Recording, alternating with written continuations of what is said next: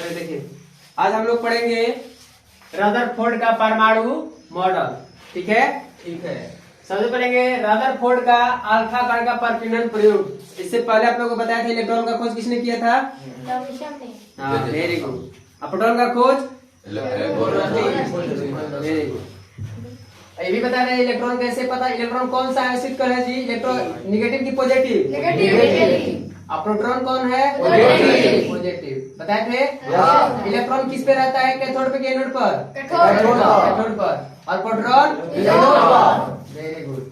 अब इसी पर चर्चा चल रही थी कि आगे इलेक्ट्रॉन का तो खोज हो चुका था, लेकिन इलेक्ट्रॉन और प्रोटॉन रहते कहाँ हैं ये भी पता नहीं चला था। इलेक्ट्रॉन का पता चल गया था, प्रोटॉन का भी पता चल गया था, दोनों चीज होते हैं, दोनों कण होते हैं, लेकिन ये रहते कहाँ हैं ये मालूम नहीं था। उसी बीच में रदरफोर्ड साहब आए, उन्होंने बोला कि मैं जानता हूँ, उसका खोज करूंगा। ठीक है, उन्होंने एक पता लगाया किसके द्वारा? 1911 में अर्नेस्ट रदरफोर्ड, उनका पूरा नाम क्या था?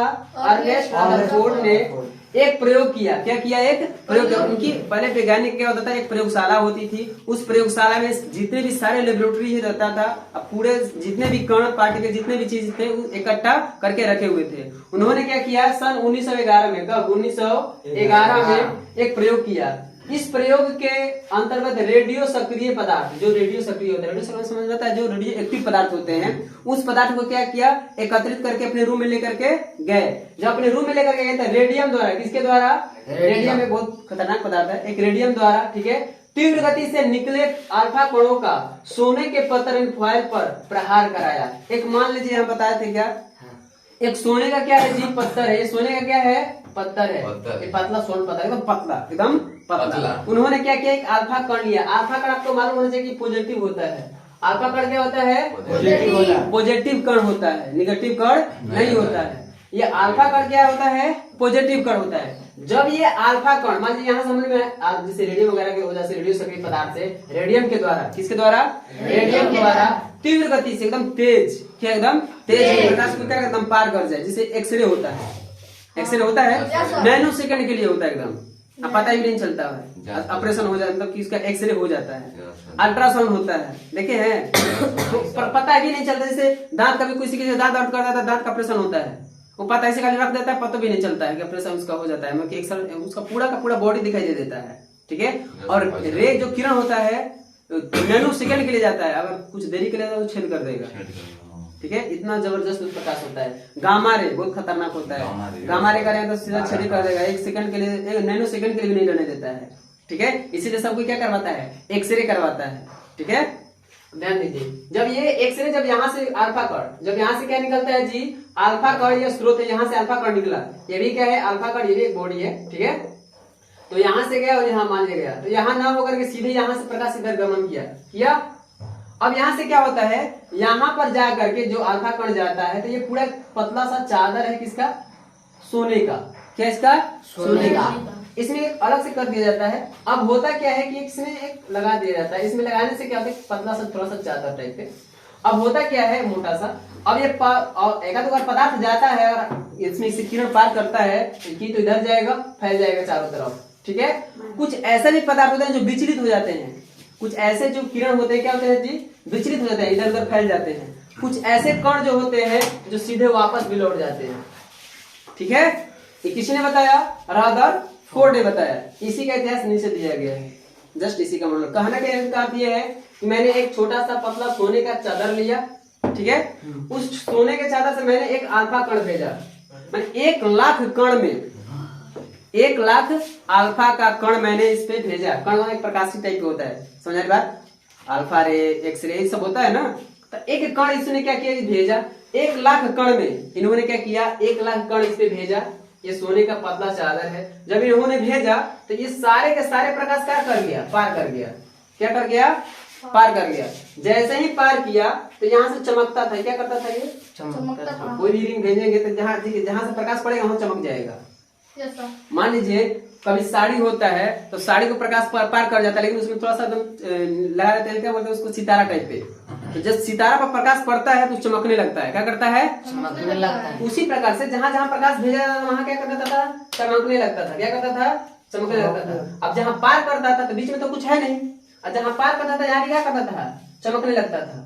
ठीक है, समझ रही बात? Yes sir. फिर क्या हुआ, एक और चीज इसमें देखने को मिला कि जैसे इसने बीच में यहाँ पे भेजा तो यहाँ से प्रकाश यहाँ तक दिखाई दे रहा था चमक, लेकिन यहाँ दिखाई नहीं दे रहा था।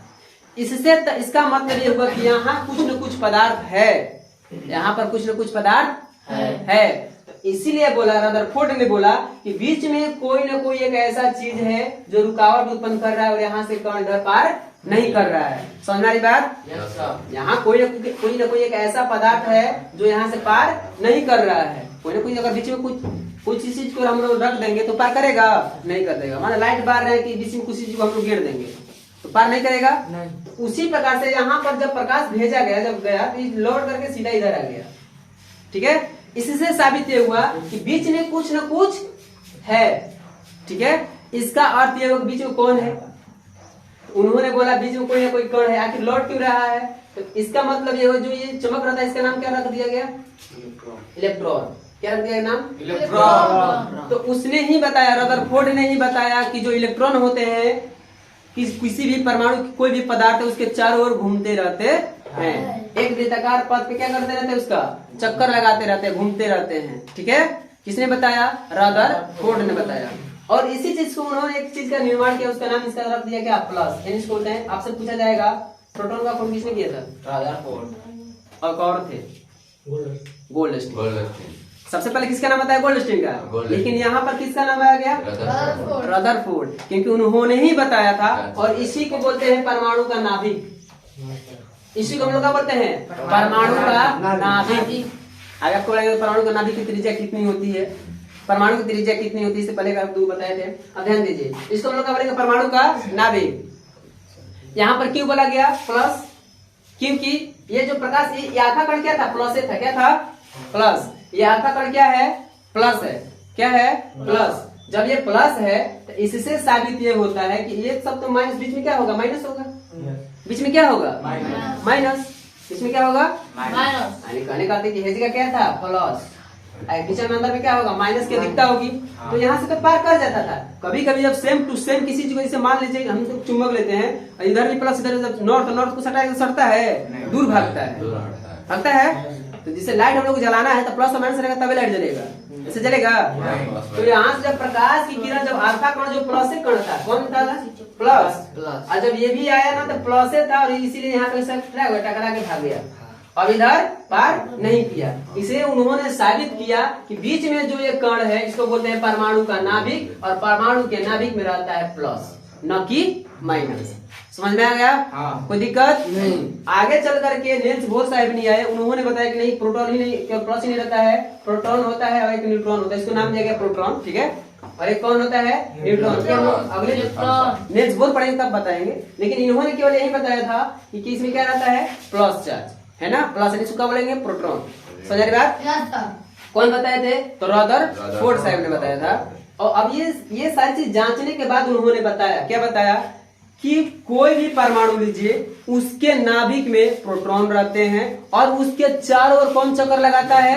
इलेक्ट्रॉन। समझ बात? ये किसने बताया? रदरफोर्ड। आपसे पूछा जाएगा रदरफोर्ड का अल्फा कण प्रकीर्णन के बारे में लिखे। ठीक है, तो ये सबसे पहली चीज क्या है? इसको फिगर बना लेना है। फिगर में ये लिखना है कि सबसे पहले उन्होंने 1911 ईस्वी में, ठीक है, एक रेडियो एक्टिव सक्रिय पदार्थ लिया। ठीक है, रेडियम के द्वारा तीव्र गति से प्रकाश का उसमें चलाने का मतलब किया कि अल्फा कण लिया, अल्फा कण को भेजा, एक सोने का पतला चदर लिया, सोने का पतला चदर लिया और उस पे क्या किया? प्रहार किया। जब प्रहार किया तो यहाँ पर दिखाई दिया कि सारे प्रकाश पार कर जा रहे थे, सारे प्रकाश क्या कर रहे थे? पार कर जा रहे थे। लेकिन एक समय ऐसा आया कि यहाँ पर प्रकाश उन्होंने देखा कि पारे नहीं किया। जब यहाँ डॉट दिखाया तो यहाँ भी डॉट दिखाना चाहिए ना, लेकिन यहाँ प्रकाश पार न करके ये सीधे यहाँ से इधर मुड़ गया। उन्होंने ये साबित कर दिया कि इसका मतलब बीच में कोई न कोई है, कुछ न कुछ है। तो उन्होंने बोला कि क्या है? तो अगर ये प्लस कण है तो भी क्या होगा? प्लस। अगर माइनस रहता तो पार कर जाता, लेकिन क्या था? प्लस था, इसलिए पार नहीं किया। समझ रही बात? तो इससे साबित ये हुआ कि बीच में कौन सा कण है जी?